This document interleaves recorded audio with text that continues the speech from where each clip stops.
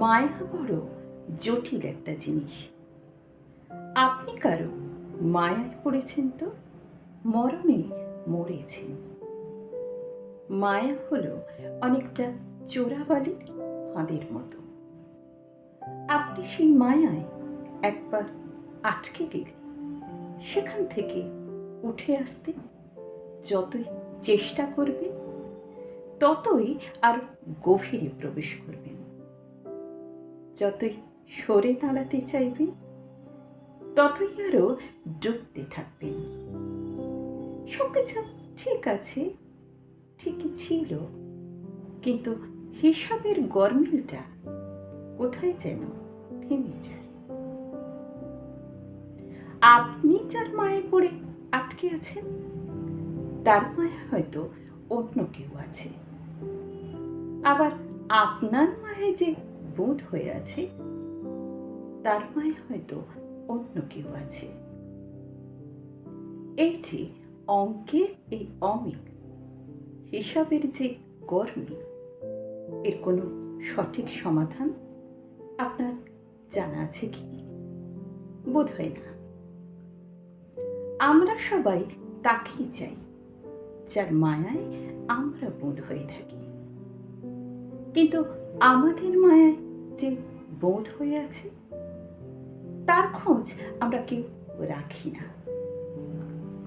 আমরা জানতেও চাই না আমাকে ছাড়া তার প্রতিটা মুহূর্ত কতটা ভেঙে চুরমার হয়ে যায় তার হৃদয়টা। আমরা জানতেও চাই না আমাকে ছাড়া কারোর ঘরের চার দেওয়াল কিভাবে ভেঙে তছনছ হয়ে যায়। আমরা যাদেরকে মূল্যায়ন করি তারা আমাদের ফিরেও তাকায় না, ছুঁড়ে ফেলে দেয়। ঠিক তেমনি উল্টো দিক থেকে সে যেমন আমাদের মূল্যায়ন করে না, আমরাও তাদেরকে মূল্যায়ন করি না, ছুঁড়ে ফেলে দিই। যে আমার মায়ায় আটকে আছে তার খোঁজ রাখি না বলে আমি যার মায়ায় আটকে আছি সেও আমার খোঁজ রাখে না। দিন শেষে জীবন ঠিকই থেকে যায় একটা অসমাপ্ত ট্র্যাজিক উপন্যাসের মতো। একটা অপূর্ণতা না পাওয়ার গল্প থেকে যায়। গল্পের শেষে সে যেমন আমাকে পায় না, আমিও ঠিক তাকে পাই না।